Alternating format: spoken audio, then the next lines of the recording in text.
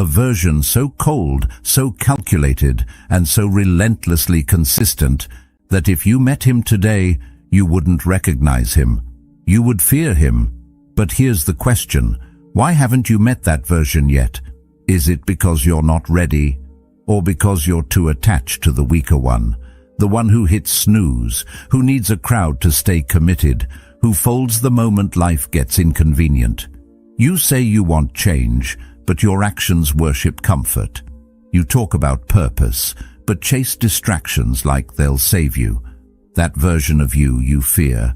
It's not some fantasy.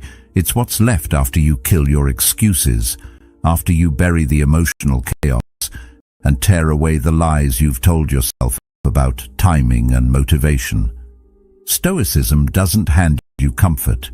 It strips you bare. It and in for own reflection. Am I who I claim to be? Or am I that virtue is action, not intention? Granted, it's earned through self-mastery.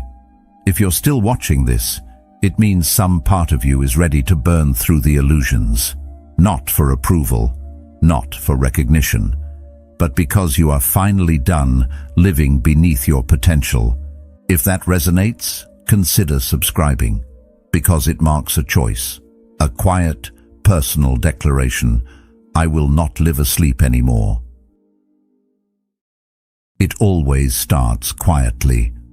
There's no announcement, no dramatic turning point, just the subtle death of something that once had control over you. At first, you barely notice it. The internal voice, the one that used to ask how you felt, whether you were tired, whether you had time today, it starts losing its grip. You don't argue with it anymore. You don't bargain. You don't entertain its excuses or stall its demands with false promises of tomorrow. You just move. The alarm rings and you rise. The schedule arrives and you act. Not with resentment, not with hesitation, but with a calm, almost emotionless certainty. That's where the real transformation begins. Because most people are still in negotiation, still weighing whether they're in the mood to follow through on the life they said they wanted. They're stuck in endless deals with themselves, always trying to trade comfort for progress, always looking for a shortcut through discipline that doesn't hurt. When you let go of negotiation, you step into a world that's almost invisible to the average person. They don't see what's changed, but they feel it. You don't react the way you used to. You don't flinch under pressure. You don't explain your moves. And this new version of you, it unnerves people because it's clean, clear, direct. It doesn't leave room for their projections, their doubts, their need to be reassured that you're still playing small like them. The truth is, when you stop asking for permission, especially from the weaker parts of yourself, you step outside the predictable patterns that define most lives. You are no longer governed by what feels good in the moment. You're moved by something deeper: duty, clarity, purpose. There's a kind of quiet violence in that. Not a violence toward others, but toward the parts of you that once held you hostage. The part that told you to wait. The part that said, be realistic. The part that said, you've done enough for today. Every time you act without negotiating, you drive a wedge between who you were and who you're becoming. That gap grows, and the old voice, the old urges, the old habits, they begin to starve. At first they scream, then they whisper, then they fall silent. And that silence is sacred, because it's the moment you realize you no longer belong to your impulses. You no longer belong to your doubts. You belong to your word. That's what separates those who rise from those who loop. Most people think freedom is doing what you want, but as Epictetus said, no person is free who is not master of themselves. Discipline isn't a cage. It's the blade that cuts through confusion and grants clarity. You don't act because you feel like it. You act because that's who you are now. And that identity is unshakable because it's not built on feeling. It's built on principle, on repetition, on consistency earned in silence, not shouted for approval. That's the irony most people miss. They think discipline looks like suffering, like restriction. But when you live inside of it, it feels like relief. There's no debate in the morning, no guilt in the evening, no emotional crash between failure and regret. There is only movement, steady, clean, focused, and people begin to notice, though they can't explain what's different. You haven't posted anything, you haven't announced anything, but your presence speaks louder than your past ever could. It's in the way you carry yourself, the way you look through noise instead of reacting to it, the way you keep showing up when others would have stopped 3 attempts ago. That's what makes you terrifying. Not in a cruel way, but in a way that makes people look at their own lives and feel the weight of their excuses. You're not unfeeling. You just stopped waiting for the right mood. You're not robotic. You're just deliberate. And that difference between motion driven by clarity and motion driven by emotion, that difference is the difference between building something that lasts and relapsing into chaos. This is why you start small, because killing the negotiator inside you isn't an event, it's a process. You don't argue with your distractions, you outlive them. You don't beg your mind to obey, you train it like a muscle. And every day you do, the weaker self, the one that delayed, doubted, complained, fades a little more. Until one day, you catch your reflection in the mirror and you realize something. You didn't just become disciplined, you became dangerous, not because you can control others, but because you can finally control yourself. That's what scares people, that you don't ask for motivation, that you don't stall with emotional explanations, that you just move. You say nothing, but your consistency speaks volumes. You don't need sympathy, you need direction. You don't wait to feel ready. You act until readiness becomes irrelevant. That's the path. That's the process. And once you've lived that enough times, you won't remember the last time you asked yourself whether you felt like it, because you won't care. That question no longer belongs in your mind. That version of you that once hesitated, once explained, once needed to be convinced, they're gone. And in their place stands someone who doesn't waver, doesn't ask, doesn't need, just moves, just acts, just becomes. At one point, you probably shared every decision you made, the goals you set, the plans you started, the promises to turn things around. You talked about the new schedule, the early mornings, the diet, the grind. You felt like if you said it loud enough, if enough people knew, then maybe you'd follow through. Maybe the pressure would hold you accountable, but it never did it? Because talking gave you the feeling of movement without any of the sacrifice. And over time, you learned the truth that no one tells you. When you speak too soon, you waste the fire. You let the pressure out before it can build power. Real change doesn't need a megaphone. It doesn't need an audience. It needs silence. Not because you're hiding, but because you're finally home in your discipline. You don't have to explain the work when you become the work. That's when things shift. It's strange how silence becomes your armor, not because it protects you from others, but because it protects your focus from their noise. The moment you stop sharing everything is the moment you stop seeking approval. And without that need for validation, you gain something rarer than praise: presence. People who once felt close to you might start saying you're distant, cold, detached. But what they're really feeling is your stillness, and stillness is deeply unsettling to the chaotic. Because most people don't know how to exist without noise, they panic in quiet. They seek constant feedback to feel alive, but discipline doesn't seek attention. It becomes attention. You walk into a room without a word, and something shifts. Not because you demand respect, but because your silence demands self-respect. It's the look in your eyes, the way you no longer explain, The way your actions arrive unannounced and irreversible. You've become something they can't read, and what people can't read, they fear.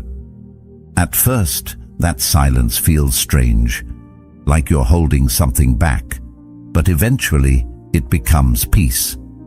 You realize how much energy you wasted narrating your journey to people who were never walking with you. People who didn't understand the weight of your ambition, but felt entitled to comment on it. So you let go. You let go of the need to convince them, to make them comfortable with your growth. And in that quiet, you grow faster, deeper, because no one is interrupting, no one is reacting, no one is projecting their limitations onto your work.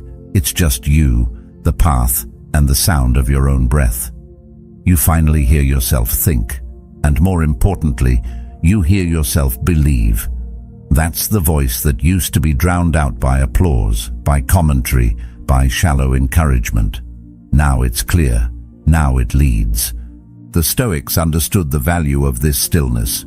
Marcus Aurelius wrote, "The more we value things outside our control, the less control we have. And when you constantly speak about what you plan to do, you hand over your power. You give your energy to things you can't hold, to opinions, to likes, to praise. Silence reclaims that energy. It gathers it like a storm. It holds it close, refines it, sharpens it.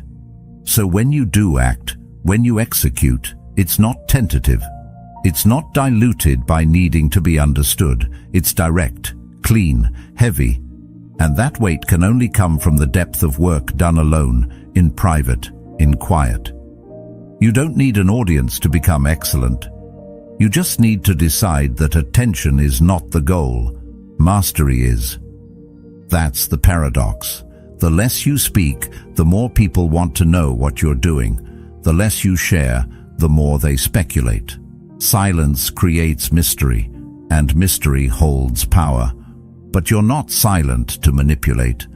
You're silent because you're working, because the process demands it, because explaining every step only distracts you from the next. And in the time others spend talking about the life they want, you've built the foundation for it, quietly, relentlessly, without fanfare. That's the difference between movement and momentum. Movement can be chaotic, noisy, showy. Momentum is quiet. It builds underground until it breaks the surface, and when it does, it's undeniable. People might accuse you of being distant, of being cold. Let them. They don't understand that solitude was necessary, that in order to hear your own values, you had to mute theirs, that to follow your own path, you had to step away from theirs. They think silence means disconnection, but the truth is, it means connection, just not to them, to something deeper, to something lasting. Seneca once said, "Associate with people who are likely to improve you." And if no one around you fits that standard, then your silence becomes your shield. It becomes the sacred space where your discipline can grow without being contaminated by mediocrity. Eventually, your silence becomes your signature. You no longer explain your habits, your schedule, your standards. People just notice. You walk past them, and they feel the weight of your choices without a word spoken. They see the results, and those results are louder than anything you could have said, because discipline leaves a trail. It writes its own story. It needs no introduction, and if you stay committed long enough, that story begins to speak for you. Without hashtags, without posts, without announcements, just presence, just execution, just the quiet certainty that you no longer need to be seen because you know who you are. That is what makes silence a signal, not of absence, but of focus, not of retreat, but of preparation. You haven't vanished. You've just realigned. You've stepped into a space where every move is intentional, where every hour has weight, where every day serves the mission, and because you no longer need applause, you've become immune to the fear of being overlooked. You've traded visibility for vision, And that trade will always pay back more than popularity ever could. Discipline doesn't ask for recognition. It earns it, quietly, over time. And when it finally arrives, it doesn't beg to be seen. It demands to be respected. That's the life you're building now, in silence, in strength, and in total alignment with the person you said you'd become. You still feel everything. That's the part most people misunderstand. They assume that being disciplined means being numb, disconnected, emotionless. But that's not the truth. The disciplined person feels every ounce of pressure, every wave of doubt, every ache of exhaustion. The difference is, they don't obey it. Emotions show up, uninvited and often unwanted, but they don't sit in the driver's seat. They knock, they shout, they plead, but the door stays closed. You can't eliminate emotion, and you shouldn't try. You can only put it in its proper place. Like wind against a ship, it can push you off course if you're not anchored. But if you know how to navigate it, it can even help you move forward. The key is control, not of the emotion itself, but of how you respond to it.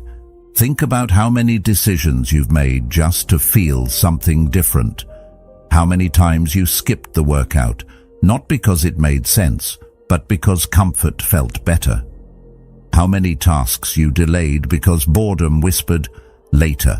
How many goals you paused because fear whispered, what if it doesn't work? Emotions are persuasive. They wear the voice of reason even when they make no sense. And unless you've trained your mind to pause, to hold, to assess, you'll fall for it every time. The disciplined person still hears those voices, but they've developed a second voice, one that doesn't argue, doesn't panic, doesn't collapse, one that simply says, proceed. Not because the emotion isn't real, but because it doesn't have authority. You'll feel the pull to stop, especially when progress is invisible. You'll feel the desire to distract, especially when focus starts to hurt. You'll feel the hunger for something easier, especially when the path gets lonely. All of this is expected. It's not a flaw in your system, it is the system. You're not being tested to see if you can avoid emotion. You're being trained to act through it. Carl Jung once said, "Until you make the unconscious conscious, it will direct your life and you will call it fate." And this is what discipline really does. It exposes the patterns. It brings light to the emotional reactions that used to control you in the dark. It doesn't suppress, it reveals. There's a difference between acknowledging a storm and stepping into it. You can watch the rain fall, you can hear the thunder, but if you have a mission, you put on the coat and walk anyway. That's discipline. Not the absence of rain, but the refusal to let it stop you. Emotional weather will always change. One day you'll feel unstoppable. The next, you'll feel like quitting before you begin. But the disciplined person knows the truth. Feelings are not facts. They are just data. You take the information and then you decide what matters. The goal doesn't change. The schedule doesn't change. The commitment doesn't pause just because your mood dipped.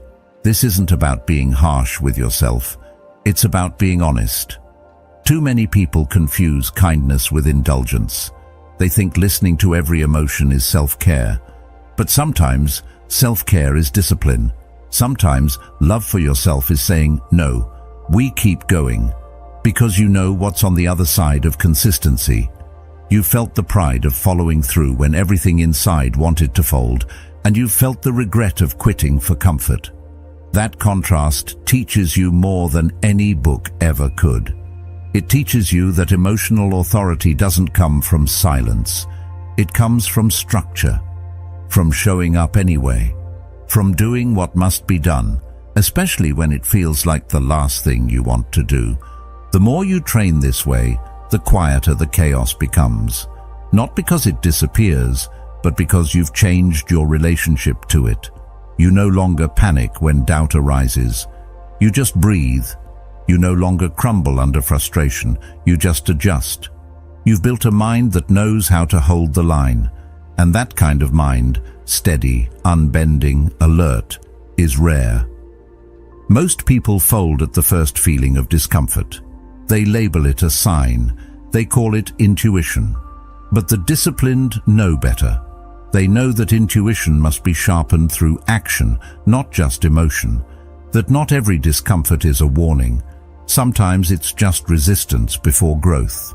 When emotions become background noise instead of commands, you become efficient.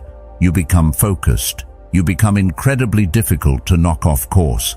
And that's when people start asking how you do it, how you stay so consistent, so stable, so unaffected. But they don't see the work. They don't see the mental reps, the moments you sat in frustration and didn't react, the moments you faced self-doubt and didn't flinch, the moments you were bone-tired and still followed through. They only see the surface, but beneath it is a mind trained to act, not from emotion, but from clarity. Aristotle once believed that excellence was not an act, but a habit. This habit isn't built when everything feels good.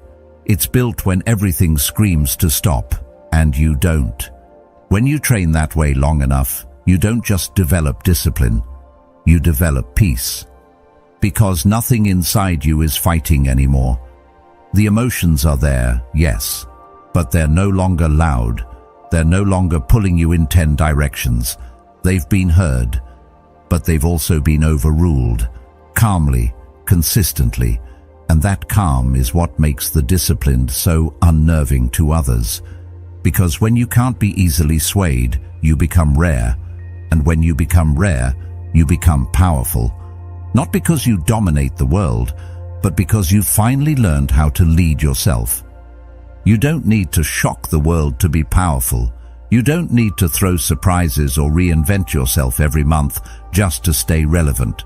You just need to become someone whose word, especially to yourself, is law. Predictability, in the way most people use it, sounds boring. It sounds like stagnation. But there's a different kind of predictability. The kind that doesn't bend when the wind shifts. The kind that doesn't ask how hard the day will be before deciding how much to give. The kind that becomes so rooted in consistent action that it almost looks unshakable from the outside. That's the kind of predictability that scares people. Because when you move without needing the push, without needing the praise, without needing the right conditions, you break the mold they've come to expect from others, and even from themselves. There's something unsettling about a person who does what they said they would, even when nobody is checking. There's a quiet tension to it, a steady intensity that doesn't beg to be noticed but can't be ignored. Because it's rare. Most people flinch the moment pressure arrives. They act when the spotlight's on and stall the minute it turns off. Their entire rhythm is reactive. But when you're disciplined, your rhythm doesn't change. It doesn't depend on attention. It doesn't shift based on mood or convenience. You become dependable in a way that makes people question their own inconsistency. And without ever raising your voice or forcing your will, you start to lead, because others sense something in you they haven't built in themselves. When you become predictable to yourself, you stop breaking promises quietly. You stop waking up in the morning wondering if you'll follow through. You stop planning things just to abandon them the moment emotion or chaos gets in the way. And instead, your days start to feel solid, grounded. You build momentum, not because everything is perfect, but because you are no longer debating. You already decided. And when something is already decided, energy doesn't get wasted on convincing yourself again. You just move, like gravity, like seasons.